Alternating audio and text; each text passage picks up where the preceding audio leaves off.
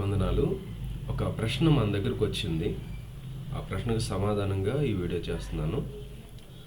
ప్రస్తుతం నేటికి భాషల వరం ఉన్నదా? ప్రస్తుతం సంఘంలో, క్రైస్తవ సంఘంలో మాట్లాడుతున్నటువంటి భాషలు ఏంటి? ఈ ప్రశ్నకు సమాధానంగా మనం ఈ వీడియో విందాం జాగ్రత్తగా. ఈ ప్రశ్నను మనం పూర్తిగా అర్థం చేసుకోవడానికి ప్రస్తుతం క్రైస్తవ సమాజంలో ఈ ప్రశ్న గురించినటువంటి భిన్నాభిప్రాయాలు ఏమున్నాయి అనేది మనం తెలుసుకోవాలి. ఇది ఇప్పటి ప్రశ్న కాదు, కొన్ని వందల సంవత్సరాల నుంచి క్రైస్తవ సమాజాన్ని గలిబిలి చేస్తున్నటువంటి ప్రశ్న. మనం పూర్తిగా అర్థం చేసుకోవడానికి మనం బైబిల్ గ్రంథంలోకి వెళ్ళాలి. అయితే ఏం జరుగుతుందంటే, బైబిల్ని తర్జుమా చేసినటువంటి సమయంలో జరిగినటువంటి కొన్ని పదాల యొక్క అర్థం మారటం వల్ల కూడా ఈ గలిబిలి అనేది వచ్చిందని కూడా మనం చెప్పుకోవచ్చు. ఇది మనం అర్థం చేసుకుందాము. అర్థం చేసుకోవడానికి నాకున్నటువంటి తెలివి, నాకున్నటువంటి దేవుడు నాకు ఇచ్చినటువంటి జ్ఞానంలో నేను చెప్తానికి ప్రయత్నం చేస్తాను. మీకు అర్థమైనంత మట్టుకు మీరు రిసీవ్ చేసుకోవాలని మీకు మనవి చేస్తున్నాను. సరే, ఇప్పుడు భాషల గురించి మనం మాట్లాడుకున్నట్లయితే, భాష అనేది మొదటిగా పరిశుద్ధాత్మ దేవుడు క్రైస్తవ సంఘానికి ఇచ్చినటువంటి వరములలో ఒక వరం అనేది మనం మొదటిగా గుర్తుపెట్టుకోవాలి. దేవుడు భాష వరాన్నే కాదు, మిగతా వరాలన్నిటినీ కూడా క్రైస్తవ సంఘానికి ఎందుకు ఇచ్చాడంటే, సంఘ క్షేమ అభివృద్ధి నిమిత్తం ఇచ్చాడు. అంటే సంఘము క్షేమంగా ఎదిగి దేవుడు ఆశించినటువంటి పరిపూర్ణతకు మారాలి అంటే ఈ ఆత్మవరాలన్నీ కూడా మనకి ఉపయోగపడతాయి. కేవలం భాషలు వరమే కాదు, ఇంకా చాలా వరాలు ఉన్నాయి. అవన్నీ కూడా క్రైస్తవ సంఘ క్షేమ అభివృద్ధి నిమిత్తం దేవుడు ఇవ్వడం జరిగింది. ఇది మనకు మొదటిగా మైండ్లో ఉండాలి. సరే, ప్రత్యేకంగా ఈరోజు ప్రశ్న భాషల వరం గురించే కాబట్టి, ఈ భాషల వరము ఉన్నదా, ఆగిపోయిందా, ఈరోజు మనం చూస్తున్న భాషలన్నీ ఏంటి అనేది మనకు అర్థం కావాలంటే, మొదటిగా ఈ ప్రశ్నకు సంబంధించినటువంటి భిన్నాభిప్రాయాలు, క్రైస్తవ సమాజంలో ఉన్నటువంటి భిన్నాభిప్రాయాలు ఏంటో మనం మొదటగా చూసినట్లయితే మనకు కొంచెం అవగాహన వస్తుంది. ఇవి చూసిన తర్వాత నేను దేనిని ఎక్కువగా నమ్ముతాననేది కూడా నేను చెప్తాను. దాన్ని బట్టి మీరు ఆలోచన చేయండి. మేబీ నా వ్యూ మీకు రైట్ అనిపించవచ్చు, రాంగ్ అనిపించవచ్చు, కానీ సాధ్యమైనంత మట్టుకి నేను ఎందుకు దీన్ని నమ్ముతున్నాను అనేది కూడా నేను మీతో చెప్పడం జరుగుతుంది. సరే, ఈ రోజుల్లో కూడా భాషల వరం ఉందా, లేక అది అపోస్తల కాలంలోనే ముగిసిపోయిందా అనేది మనం చూద్దాం. కొంతమంది నమ్మేటువంటి మొట్టమొదటి బ్యాచ్ ఏంటంటే, భాషల వరం అనేది ఆగిపోయింది అని నమ్ముతారు. వీళ్ళు ఎందుకు భాషల వరం ఒక కాలానికి మాత్రమే పరిమితమైందని నమ్ముతున్నారు అంటే, కారణం వీళ్ళు చెప్పేటువంటి విషయం ఏంటంటే, అపోస్తల కాలంలో సువార్త స్థాపించబడటానికి, యేసుక్రీస్తు మరణించి తిరిగి లేచి వెళ్ళిపోయిన తర్వాత సువార్త స్థాపించబడటానికి దేవుడు సంఘానికి కొన్ని అద్భుత వరాలు ఇచ్చాడు. వాటిల్లో ఒకటి భాషల వరం. ఇప్పుడు సువార్త అనేది స్థాపించబడింది కదా, అపోస్తలులు మరణించేశారు, సువార్త సంఘ స్థాపన అనేది జరిగిపోయింది ఆల్రెడీ. సంఘం అన్ని దేశాలకు విస్తరించేసింది. ఇప్పుడు ఆ సమయంలో బైబిల్ కూడా దేవుడు పూర్తి చేసేసాడు. AD 90-100 లోపు బైబిల్ పూర్తి కూడా అయిపోయింది.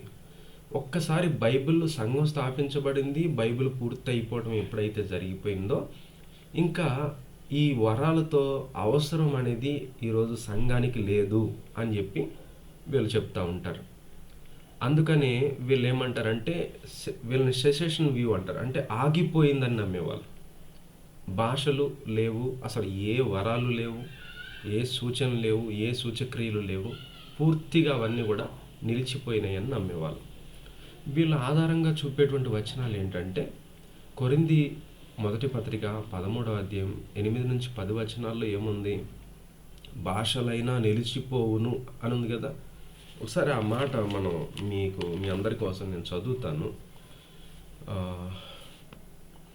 కొరింథీ మొదటి పత్రిక 13వ అధ్యాయం 8వ వచనం నుండి, ప్రేమ శాశ్వత కాలముండును, ప్రవచనములైన నిరర్ధకములను, భాషలైన నిలిచిపోను, జ్ఞానమైన నిరర్ధకం. భాషలైన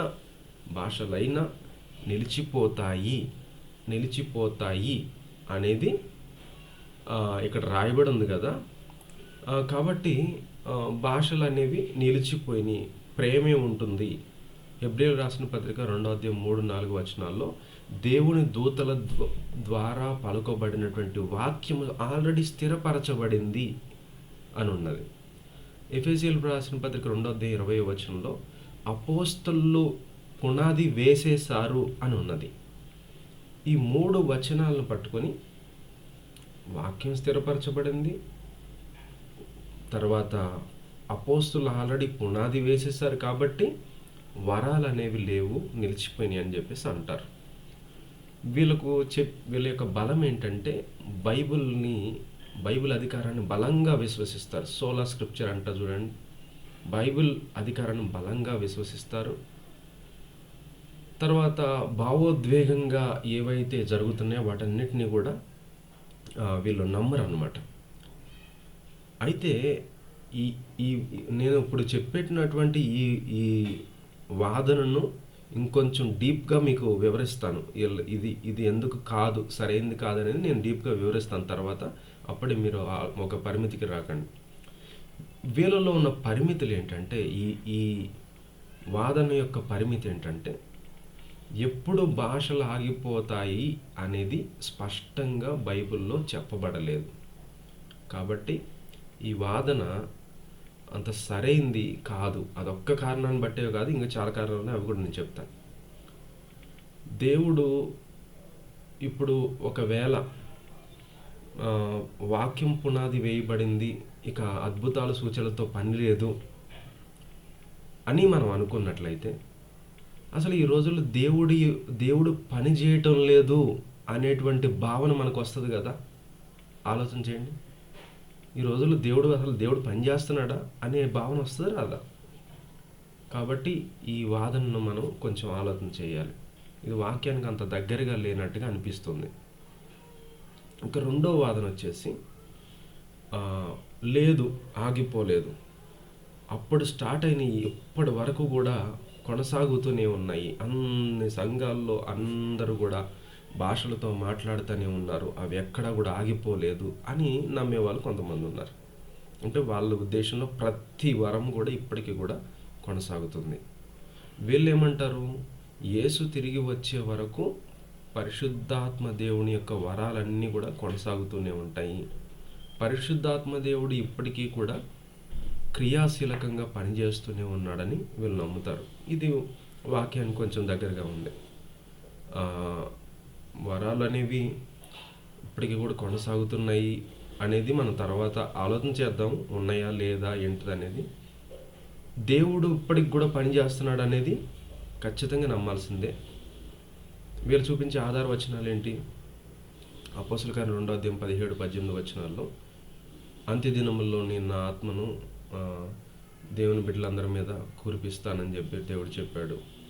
తర్వాత కొరింథీ 12-14 అధ్యాయాల్లో అసలు వరాలు అనేవి సంఘానికి ఎలా ఇచ్చాడు, వాటిని అన్నిటిని ఎలా ఉపయోగించాలనేది రాయబడింది.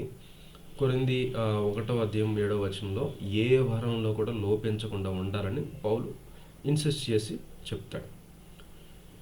అయితే ఈ వాదనకున్న బలం ఏంటంటే, నూతన నిబంధనను సూటిగా నమ్ముతుందన్నమాట. తర్వాత పరిశుద్ధాత్మ కార్యాలన్నీ కూడా గౌరవిస్తుంది. బాగుంది, ఇదంతా కూడా బాగానే ఉంది. అయితే పరిమితులు ఏంటి? ఈ వాదనను బేస్ చేసుకుని సంఘములో ఈరోజు క్రమం అనేది అసలు వరాలకు ఉన్నటువంటి క్రమం లేకుండా పోయింది. వరాలను ఒక క్రమమైనటువంటి పద్ధతిలో వరాలు ఏవి కూడా ఈరోజు ఉపయోగించబడటం లేదు.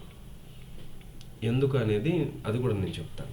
ఇంకా మూడవ వాదన వచ్చేసి, కరస్మాటిక్ అభిప్రాయం అని చెప్పేసి అంటూ ఉంటారు. వీళ్ళు ఏమంటారంటే ఇప్పుడు ఇప్పుడు నేను ఇంతకుముందు చెప్పిందన్నా కొంచెం బెటర్ అనుకుంటే ఇది ఇంకా టూ మచ్ అనమాట. అంటే వీళ్ళు నమ్మేటువంటి భాషల వరం ఇప్పటికి కూడా ఉన్నదని వీళ్ళు నమ్ముతారు. అయితే ఇంకా భాషలతోనే అన్నీ కూడా జరుగుతాయి. అంటే నువ్వు ప్రార్థన చేసేటప్పుడు కూడా భాషలతో ప్రార్థన చేయి. అసలు భాషలతో ప్రార్థన చేస్తేనే నీకు పరిశుద్ధాత్మ బాప్తిస్మం అనేది నువ్వు పొందినట్టు. లేకపోతే పరిశుద్ధాత్మ బాప్తిస్మం అనేది నువ్వు పొందలేదు. యేసు ప్రభు చెప్పిన బాప్తిస్మం, ఆత్మతో బాప్తిస్మం పొందాలి, నీళ్ళలో బాప్తిస్మం పొందాలి అనేది వీళ్ళు దీనికి సూచిస్తూ ఉంటారు అన్నమాట. వీళ్ళు చెప్పే ఆధార వచనాలు ఏంటి? అపోస్తల కార్యం 10:44-46 తర్వాత చదువుకోండి. అపోస్తల కార్యం 19:6 కొరింథీయులకు మొదటి పత్రిక 14:2 14. వీళ్ళ బలం ఏంటంటే ప్రార్థనలో ఆత్మీయమైనటువంటి లోతుకు వాళ్ళు వెళ్ళిపోతారు. తర్వాత బాగా ఉజ్జీవింపబడతా ఉంటారన్నమాట. అయితే వీళ్ళ పరిమితులు ఏంటి? భాషలు తప్పనిసరి. ఖచ్చితంగా నువ్వు భాష మాట్లాడితేనే నువ్వు రక్షణ పొందావు, భాషను మాట్లాడితేనే నువ్వు పరిశుద్ధాత్మ పూర్ణుడిగా ఉంటావు, భాషలు మాట్లాడితేనే నువ్వు పరలోకం వెళ్తావు. ఈ 3 భాషలు మాట్లాడితేనే రక్షణ పొందినట్లు, భాషలు మాట్లాడితేనే పరిశుద్ధాత్మ పూర్ణులుగా ఉన్నట్టు, భాషలు మాట్లాడితేనే పరలోకం వెళ్తాం. ఈ గందరగోళాన్ని తీసుకొచ్చేసారన్నమాట. ఇది ఎందుకు గందరగోళం అంటున్నాను? ఇది సత్యం కాదా? వాక్యంలో లేదా ఇలాగా అంటే, నేను చెప్పిన వచనాలు మీరు చదువుకోండి, నేను చెప్పబోయేదాన్ని కూడా మీరు ఆలోచన చేయండి. మరి ఏది, ఇవన్నీ కూడా కొద్దో గొప్ప బైబిల్కి దగ్గరగా ఉంటాయి, కానీ ఏది పూర్తిగా అసలు అసత్యము ఇది కాదని చెప్పడానికి లేదు. అన్ని వాదనలు కూడా కొంచెం బైబిల్కి కొంచెం దగ్గరగా ఉన్నాయి. అసలు బైబిల్కి ఎక్కువ ఏది దగ్గర ఉందో అది మనం చూడాలి. ఇంకొక వాదన, 4వ వాదన ఏంటంటే బ్యాలెన్స్డ్ వ్యూ అంటాం. ఇదేం చెప్తుంది అంటే సమతుల్యం, అన్నీ కూడా బ్యాలెన్స్ చేస్తుంది. ఇదేం చెప్తుంది అంటే భాషల వరము కానీ ఆత్మవరాలు కానీ అన్నీ కూడా ఉన్నాయి కానీ ఏది ఏ క్రమంలో ఉండాలో ఆ క్రమంలో వాటిని వాడితే దేవునికి మహిమ వస్తుందని చెప్తుంది. భాషల వరాలు ఆత్మవరాలు అన్నీ కూడా ఉన్నాయి. వాటిని దేన్ని ఎలా వాడాలో అలా వాడటం తెలిస్తే దేవునికి మహిమ వస్తుంది అని చెప్తుంది. నేను నా వ్యక్తిగతంగా నమ్మేటువంటి వాదన కూడా ఇదే. ఇదేం చెప్తుందంటే భాషల వరం ఉండొచ్చు, ఉన్నాయి భాషల వరాలు ఉన్నాయి, స్వస్థత వరాలు ఉన్నాయి, అద్భుతాలు చేసే వరాలు ఉన్నాయి, వివేచన వరం ఉంది, విశ్వాస వరం ఉంది. ఆ రోజు సంఘంలోంచి ప్రారంభించబడి ఈ రోజు కూడా కొనసాగుతున్నాయి. నేను కూడా నమ్ముతా. ప్రతి విశ్వాసికి కూడా. అయితే గుర్తుపెట్టుకోవాల్సింది ఏంటంటే ప్రతి విశ్వాసికి కూడా ఖచ్చితంగా ఈ వరం ఉండాలి అనేటువంటి నియమం అనేది లేదు బైబిల్లో. నేను మరలా చెప్తాను, ప్రతి విశ్వాసికి ఈ వరం ఖచ్చితంగా ఉంటుందనే నియమం లేదు. ఇవ్వబడినటువంటి వరాలు ఏదైనా ఉండొచ్చు. ఇవ్వబడినటువంటి వరాలు ఒక క్రమశిక్షణతో వాడాలి, ఒక క్రమంలో వాడాలి అనేది ఈ వాదన చెప్తుంది. ముఖ్యమైన వచనాలు ఏంటంటే కొరింథీ మొదటి పత్రిక 14:27-28 14:27-28 భాషతో ఎవడైనను మాట్లాడితే ఇద్దరు అవసరమైన యెడల ముగ్గురికి మించకుండా వంతుల చొప్పున క్రమం వంతుల చొప్పున మాట్లాడవలను, ఒకడు అర్థం చెప్పవలను.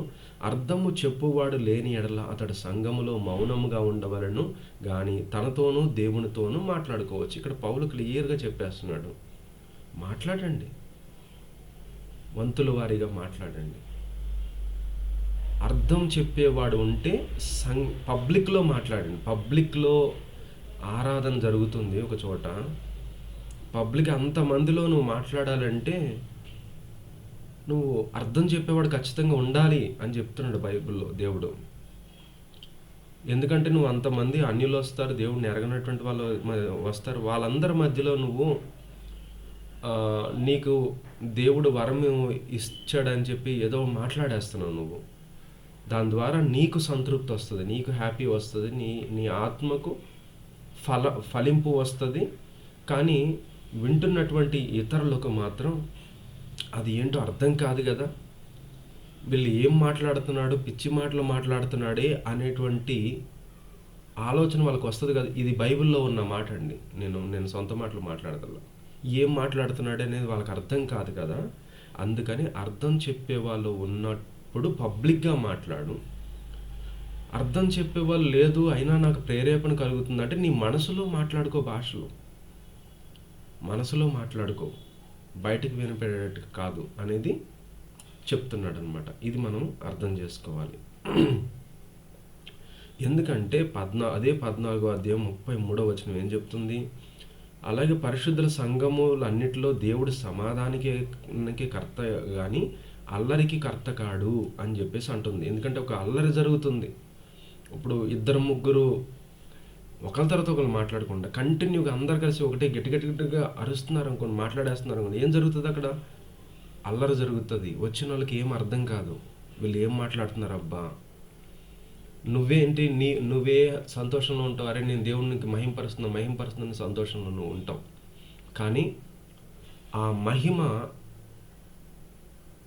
మహిమ వల్ల ఇతరులు నష్టపోకూడదు కదా. నీ తృప్తి కోసం ఇతరులు దేవునికి ప్రార్థన చేసేటప్పుడు వాళ్ళకి ఆ ఫీల్ రాకుండా పోతుంది. అందుకని నేను మరలా ఇంకో విషయం చెప్తానంటే, సంఘంలో ఒక వ్యక్తి ప్రార్థన చేసేటప్పుడు మిగిలిన వాళ్ళు మౌనంగా ఉండాలి, వినాలి. వాళ్ళు ఏం ప్రార్థన చేస్తున్నారు మౌనంగా వినాలి. ఒక వ్యక్తి ప్రార్థన చేసేటప్పుడే వాళ్ళు పట్టించుకోకుండా నువ్వు ప్రార్థన చేసుకుంటున్నావు అంటే అర్థం ఏంటి? ఇంకా ఉపయోగం ఏముంది? ప్రార్థనకి అలా ఉంటే ఇంకా భాషల కోసం ఇంకేం మాట్లాడాలి మనం? అందుకనే ఈ విషయాలు ఆలోచన చేయాలి. కొరింథీ పత్రిక 12వ అధ్యాయం 30వ వచనం ఏం చెప్తుంది? అందరూ భాషలతో మాట్లాడుదురా అని అన్నాడు. ప్రశ్న 12:30లో అందరూ భాషలతో మాట్లాడుదురా అన్నాడు. అంటే అర్థం ఏంటి? అందరూ మాట్లాడరనే కదా, క్లియర్గా చెప్తున్నాడు కదా. అందరూ మాట్లాడరు అని చెప్తున్నాడు కదా, అందరూ మాట్లాడరని చెప్తున్నాడు కదా. అంటే మనం ఆలోచన చేయాలి. అందరూ మాట్లాడరు, కొంతమందికి ఆ వరం ఇచ్చాడు దేవుడు. అది ఎవరికి ఇచ్చాడో వాళ్ళు కూడా పబ్లిక్లో మాట్లాడవద్దు. ఈ వాదనకున్న బలం ఏంటంటే, వాక్యాన్ని గౌరవిస్తుంది ఈ వాదన, పరిశుద్ధాత్మ దేవుణ్ణి కూడా గౌరవిస్తుంది, ఇద్దరిని గౌరవిస్తుంది. ఒకళ్ళు ఎక్కువ కాదు, ఒకళ్ళు తక్కువ కాదు. పరిశుద్ధాత్మ దేవుడు ఎక్కువ, వాక్యం తక్కువ కాదు. పరిశుద్ధాత్మ దేవుడు తక్కువ, వాక్యం ఎక్కువ కాదు. ఇక్కడ గుర్తుపెట్టుకోవాల్సింది ఏంటంటే, ముఖ్యమైన విషయం చెప్తున్నా, గుర్తుపెట్టుకోండి. ముఖ్యమైన విషయం, వరము కాదు క్రీస్తు నీకు కేంద్రము. వరము కాదు క్రీస్తు నీకు కేంద్రము. వరాల కోసం ఆశపడద్దు, క్రీస్తుని ధరించుకోవడానికి ఆశపడు. అప్పుడు దేవుడు ఏ వరం అంటే ఆ వరం నీకు ఇస్తాడు. ఏమంటారంటే, ముందు నువ్వు కనీసం వారం రోజులు ఉపవాస ప్రార్థన చేయాలి నైట్ అంతా, ఎందుకంటే ఆ వరం పొందుకోవడానికి అని అంటారు. ఏంటండి ఇది? ఏంటి బోధ? నాకు అర్థం కాదు. ఎక్కడ బోధ ఇదంతా? ముందు నువ్వు పరిశుద్ధాత్మ పూర్ణుడిగా ఉండడానికి ప్రయత్నం చేయి, దేవుళ్ళు ఎదగడానికి ప్రయత్నం చేయి, నీ పాపాలు ఒప్పుకొని పరిశుద్ధుడిగా జీవించడానికి ప్రయత్నం చేయి. అప్పుడు క్రీస్తుని ధరించుకుంటే వరాలు అనేది దేవుడు ఇస్తాడు. వరాలు పొందుకోవడానికి ప్రార్థనలు ఏంటి? అదే ఆలోచన చేయాలి. మరి అసలు బైబిల్కి దగ్గరగా ఉన్నటువంటి అభిప్రాయం ఏంటంటే, నేను చెప్పినటువంటి విధంగా బ్యాలెన్స్డ్ వ్యూ అనమాట. రెండిటిని, వాక్యాన్ని పరిశుద్ధాత్మ దేవుని సమానంగా చూపించేటువంటి వాదన. ఎందుకంటే బైబిల్ భాషలు ఆగిపోయాను బైబిల్ స్పష్టంగా చెప్పలేదు, ఒకటి. రెండోది, అందరూ భాషలతో మాట్లాడాలని కూడా చెప్పాల. రెండోది, పౌలు దృష్టిలో వరాలు కంటే కూడా ప్రేమ అనేది గొప్పది. ఈ మూడోది, పౌలు దృష్టిలో వరాల కంటే కూడా ప్రేమ అనేది గొప్పది. ప్రేమ లేకుండా నువ్వు భాషలు మాట్లాడితే నువ్వు గనగన మోగేటువంటి కంచు పోలి ఉన్నావని దేవుడు బైబిల్లో రాయబడింది. మోగేటువంటి తాళంగా నువ్వు ఉన్నావు. అందుకని సంఘ నిర్మాణము అన్నీ కలిపి సంఘ నిర్మాణం జరగాలి. ఒక్కదాంతో అది సాధ్యం కాదు. ఒక విషయం ఏంటంటే, నువ్వు భాషలతో మాట్లాడుతున్నావా, నువ్వు క్రీస్తు రూపంలోకి మారుతున్నావా? ఈ ప్రశ్న మనం వేసుకుందాం. నువ్వు భాషలతో మాట్లాడుతున్నావా, క్రీస్తు రూపంలోకి మారుతున్నావా? అబ్బా అట్లెట్లా కుదురుతుంది, భాషలతో మాట్లాడితేనే క్రీస్తు రూపంలోనికి మారుతామని అంటారు. లేదండి, భాషలతో మాట్లాడితేనే క్రీస్తు రూపంలోకి మారుతారంటే శుద్ధ తప్పు. అన్ని వరాలు కలిగి క్రీస్తు రూపంలోకి మారచ్చు. నీకేమైనా 1-2 వరాలు ఉంటే మిగిలిన వరాల కోసం ప్రాకులాడు, ప్రయత్నం చేయి, ప్రార్థన చేయి. దేవుడు నీకు నీ అనుకూలతను బట్టి నీకు ఏది ఇస్తాడంటే అది ఇస్తాడు, నీ ఆత్మీయతను బట్టి. అంతేగాని ఇదిగో ఇది ఉంటేనే నువ్వు క్రీస్తు రూపంలోకి మారుతావంటే అది సరైనటువంటి అభిప్రాయం కాదు. నేను ఎందుకు ఆగిపోయాయి, భాషలు ఆగిపోయాయి అనేది సరైన అభిప్రాయం కాదు అని నేను చెప్తున్నానంటే, వీళ్ళు నమ్మేటువంటి విషయం, అపోస్తలులు పునాది వేశారు, వరాలు పునాది వేయటానికే తప్ప పునాది వేయటానికి దేవుడు ఇచ్చినటువంటి సాధనాలు అని చెప్పేసి నమ్ముతారు.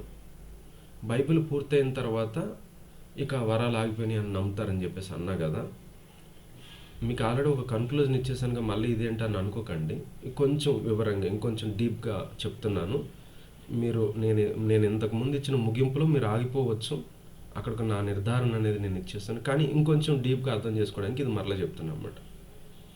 అయితే అపోస్తలులు ఒక పునాది వేసేసారు, అక్కడతో వరాల ప్రస్తావన అయిపోయిందని చెప్పేసి అంటారు కదా.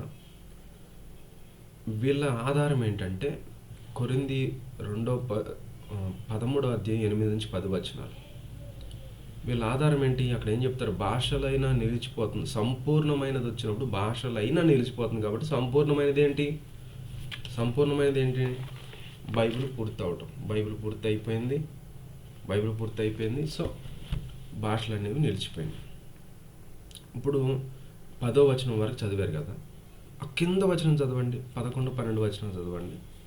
ఇప్పుడు అద్దంలో ముఖాముఖిగా చూస్తున్నాం, అప్పుడు అద్దంలో అస్పష్టంగా చూస్తున్నాం. ఎప్పుడు? సంపూర్ణమైనది వచ్చినప్పుడు మనం అద్దంలో మన ముఖం సరిగ్గా కనబడతలే. సంపూర్ణమైనది ఎప్పుడైతే వచ్చిందో అద్దంలో మన ముఖం స్పష్టంగా కనబడుతుంది అన్ని, అప్పుడు దేవుణ్ణి ముఖాముఖిగా చూస్తామని చెప్పేసి ఉన్నది. ఇక్కడ ప్రశ్న ఏంటంటే, మనకి ఆల్రెడీ సంపూర్ణమైనది బైబిల్ అని చెప్పేసి అన్నారు కాబట్టి బైబిల్ అనేది వచ్చేసింది మన చేతుల్లోకి. మరి ముఖాముఖిగా దేవుణ్ణి చూస్తున్నామా? చెప్పండి, ఇది ప్రశ్న. ముఖాముఖిగా దేవుణ్ణి చూస్తున్నామా? సంపూర్ణమైనది వస్తే అప్పుడు మనం ముఖాముఖిగా దేవుణ్ణి చూస్తామని ఉన్నది కదా. ఇప్పుడు ముఖాముఖిగా దేవుణ్ణి చూస్తున్నామా అనేది నా ప్రశ్న. కాబట్టి ఈ వాదన అనేది వాక్యానికి నిలవదు అనేది మనం అర్థం చేసుకోవాలి. ఇంకా మనం ప్రభువును ముఖాముఖిగా చూడటంలో ఈ వచనము బైబిల్ సంపూర్ణమైనది బైబిల్ అనే దానికంటే కూడా సంపూర్ణమైనది యేసుక్రీస్తు యొక్క రాకడ అనేది ఎక్కువగా చెప్తుందన్నమాట. అది మనం అర్థం చేసుకోవాలి. అసలు ఈ వరాల యొక్క ఉద్దేశం ఏంటి అని అంటే, హెబ్రీయులకు రాసిన పత్రిక 2వ అధ్యాయం 3-4 వచనాలు. వరాల ఉద్దేశము దేవుడు అద్భుతాల ద్వారా, సూచనల ద్వారా సువార్తను నిరూపించడానికి, సువార్త సత్యాన్ని నిరూపించడానికి ఈ వరాల్ని ఇచ్చాడు అని వీళ్ళు అంటారు. మొదట ఏమంటారు? సంపూర్ణమైనది వచ్చినప్పుడు భాషలు ఆగిపోతాయి అంటారు. దానికి మనం చూసాము. రెండోది, అసలు ఈ వరాలు ఎందుకు ఇచ్చాడంటే సువార్తను స్థాపించడానికి ఇచ్చారని చెప్పేసి అంటారు. అది ఎంతవరకు నిజం? ఇప్పుడు సువార్త అనేది జరిగింది, సువార్త జరుగుతూ ఉంది, సువార్త జరుగుతూ ఉన్నది. సువార్త నిరూపించిన తర్వాత, సువార్త స్థాపించబడిన తర్వాత అద్భుతాలు ఆగిపోయాయా అనేది ప్రశ్న. అద్భుతాలు ఆగిపోయాయా? చరిత్రలో కూడా అద్భుతాలు జరిగినాయి. యేసుక్రీస్తు చనిపోయినప్పుడు, సంఘం కట్టబడిన తర్వాత అద్భుతాలు అప్పటి నుంచి జరుగుతూనే ఉన్నాయి. చాలా అపోస్తులు మరణించిన తర్వాత వరాలు కనపడలేదు అని అంటారు వీళ్ళు. ఎందుకు కనపడలేదు? చరిత్ర ఏం చెప్తుంది? 2వ శతాబ్దంలో ఇరేనియస్ అనేటువంటి ఒక చరిత్రకారుడు ఏమంటాడంటే, భాషలు స్వస్థతల గురించి తన టైంలో కూడా రాశాడు. అగస్టిన్ ఏమంటాడంటే, అతను మొదట నమ్మలేదు కానీ తర్వాత అరే ఉన్నాయని అంగీకరించాడు. రిఫార్మేషన్ తర్వాత కూడా అద్భుత సాక్ష్యాలు చాలా ఉన్నాయి. నేనేమంటానంటే, మనందరం కూడా రక్షణ పొందడమే ఒక అద్భుతం మన జీవితంలో. అద్భుతాలు దేవుడు ఇప్పటికి కూడా చేస్తున్నాడు, చాలా చేస్తున్నాడు. కొన్ని మనకు తెలియకుండా జరిగేస్తాడు. కొన్ని అద్భుతాలు ఎన్నో చోట్ల ఎంతోమందిని రక్షించుకోవటము, తన అద్భుతాలు చేసి రక్షించుకున్నాడు ప్రభు. ఇప్పటి వరకు కూడా జరుగుతూనే ఉన్నాయి. కాబట్టి ఈ వాదన అనేది సరైనటువంటి వాదన కాదు. దీని గురించి ఇంకోటి, ఈ వాదనలో ఉన్న బలహీనత, ప్రధానమైన బలహీనత ఏంటంటే, పరిశుద్ధాత్మ దేవుణ్ణి బలహీనంగా చూపిస్తుంది ఈ వాదన. అప్పుడు బాగా బలంగా ఉన్నాడు, ఇప్పుడు ఏమైపోయాడు? పరిశుద్ధాత్మ దేవుడు బలహీనమైపోతూ వచ్చాడు. ఉండే కొద్దీ పరిశుద్ధాత్మ దేవుడిలో శక్తి తగ్గిపోతుందని చెప్పేసి అని అంటాడు. కానీ యేసుప్రభు ఏమంటాడు? యోహాను సువార్త 5:17 నా తండ్రి ఇప్పటి వరకు పనిచేస్తూనే ఉన్నాడని యేసుప్రభు అంటారు. మరి ఆ మాట మనకి ఎలా తీసుకోవాలి? దేవుడు అసలు నిన్న నేడు మారలేదని చెప్పేసి మన బైబిల్లో చదువుతుంటే, ఆయన పనిచేసే విధానాలు మార్పు కావచ్చు కానీ ఆయన శక్తిలో మార్పు అనేది ఎప్పటికీ కూడా ఉండదు అనేది గుర్తుపెట్టుకోవాలి. అయితే ఈ ఆగిపోయాయి అని చెప్పేటువంటి వాళ్ళల్లో మంచి విషయాలు ఏంటంటే, వీళ్ళు బైబిల్ని బాగా ప్రేమిస్తారు. అబద్ధ సాక్ష్యాలు కానీ అబద్ధ బోధనలు ఎవరైతే చేస్తున్నారో వాళ్ళు గట్టిగా వాళ్ళని ఎదిరిస్తారు. భావోద్వేగాలతో పనిచేయనివ్వరు. బాగానే ఉంది ఇదంతా. కానీ మనం గుర్తుపెట్టుకోవాల్సింది, ఈ వాదన అనేది సరైనటువంటి వాదన కాదు. ఎందుకంటే ఆగిపోయాయి అనేటువంటి ఆ మాట బైబిల్లో నేరుగా లేదు. మరి ఇంకొక వాదన గురించి డీప్గా మనం అనాలిసిస్ చేస్తే ఏంటి, అప్పుడు స్టార్ట్ అయిన ఇప్పటి వరకు కూడా అందరికీ పరిపూర్ణంగా అందరూ వాడేస్తున్నారు. అంత పర్ఫెక్ట్గా ఆ వరాలన్నీ ఉపయోగించబడుతున్నాయని నమ్మేటువంటి వాళ్ళు గురించి మనం ఇంతకుముందు చూసాము. దాని గురించి అంత అవసరం లేదని నేను అనుకుంటున్నా. అయితే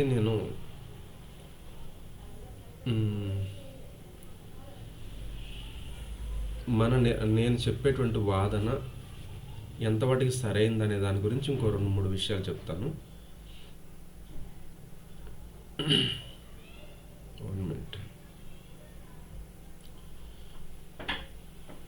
ఒకటి ఏంటంటే, మనకి భాషలు ఉన్నాయి కానీ ఫలాలు అనేవి లేకపోయినట్లయితే దాని ద్వారా మన జీవితంలో ఏమొస్తుందంటే ఒక పెద్ద ఖాళీ అనేది వస్తుంది. భాషలు ఉండాలి, ఫలాలు ఉండాలి. చాలామంది ఇప్పుడు కరిస్మాటిక్ వాళ్ళు కానీ, లేకపోతే దేవుడు ఆదిమ సంఘంలో ఇచ్చినటువంటి భాషల్లో తప్పుగా అర్థం చేసుకొని ఈరోజు మాట్లాడేటువంటి వాళ్ళందరూ కానీ ఈరోజు బాగా ఎక్కువగా ఇంతకుముందు పౌలు చెప్పినటువంటి విషయాలు ఏం పాటించుకోకుండా నమ్మేటువంటి వాళ్ళు కానీ, భాషలు ఉంటాయి కానీ ఫలాలు ఉన్నట్ల. భాషలు అనేది దేవుడిచ్చినటువంటి ఒక వరం, దానం. కానీ ఈ మాట నేను గుర్తుపెట్టుకోండి, భాషలు అనేది ఒక వ్యక్తి పరిశుద్ధాత్ముడు పూర్ణుడిగా ఉన్నాడు, రక్షణ పొందాడు, పరలోకానికి వెళ్తాడు అనే దానికి ఒక స్కేల్, కొలబద్ద కాదు, ఒక స్కేల్ అనేది కాదు. ఈ స్కేల్ పక్కన పెట్టి ఇతడు వెళ్తాడా లేదా అనేదానికి అదొక కలమానం కాదు.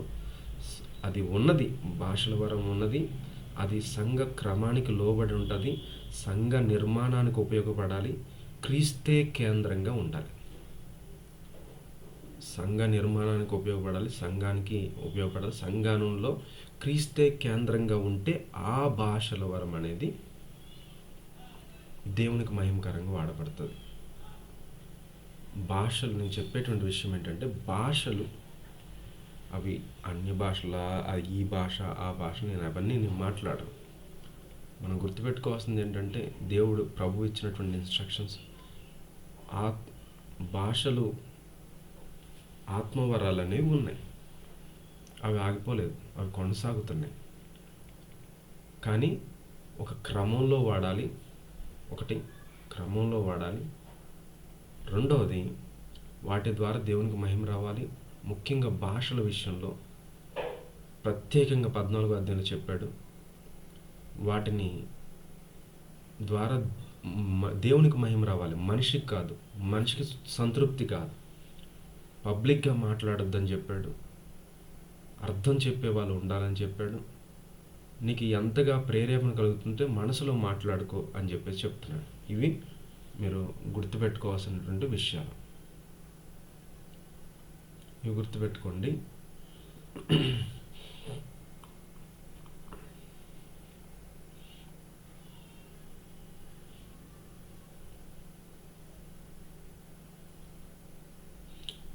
ఇంకొక విషయం ఏంటంటే, మనం భాషల వరాలు సంపాదించుకోవడం కాదు, కానీ క్రీస్తు రూపంలోకి మారడం అనేది ముఖ్యం. అదొకటి గుర్తుపెట్టుకోండి. వరాలు కొంతమందికి ఉంటాయి, ఉండకపోవచ్చు, కానీ క్రీస్తుని ఎవరైతే ధరించుకుని లోకంలో జీవిస్తారో వారు మాత్రమే పరలోకానికి వెళ్తారు. ఈ విషయాలు మీరు గుర్తుపెట్టుకోండి. చివరిగా నేను చెప్తున్నటువంటి ముగింపు విషయం, దేవుడు అందరికీ కూడా ఆత్మవరాలు ఇచ్చాడు. పరిశుద్ధాత్మ దేవుడు అప్పుడు ఎలా పనిచేస్తున్నాడు, ఇప్పుడు కూడా అలా పనిచేస్తున్నాడు. పరిశుద్ధాత్మ దేవుని యొక్క శక్తిలో ఏ లోపం లేదు, ఆయన పనిచేస్తూనే ఉంటాడు. కాకపోతే మనకి దేవుడిచ్చినటువంటి వరాల ద్వారా దేవునికి మహిమ రావాలి. అలానే ఈ వరాలు ప్రభు మహిమ కోసం మనందరం కూడా వాడాలి. వాటి ద్వారా దేవుని మహిమపరచాలి. దయచేసి వీళ్ళకి ఈ వరం లేదు కాబట్టి వీళ్ళకి ఇది లేదు, ఇతడు పరిశుద్ధాత్మ పూర్ణుడు కాదు అనే చెప్పేటువంటి విధానం మనం ఆపేయాలనేది ఈ వీడియో ద్వారా నేను వివరణిస్తున్నాను. ప్రభువు మిమ్మల్ని దీవించును గాక. ఆమేన్.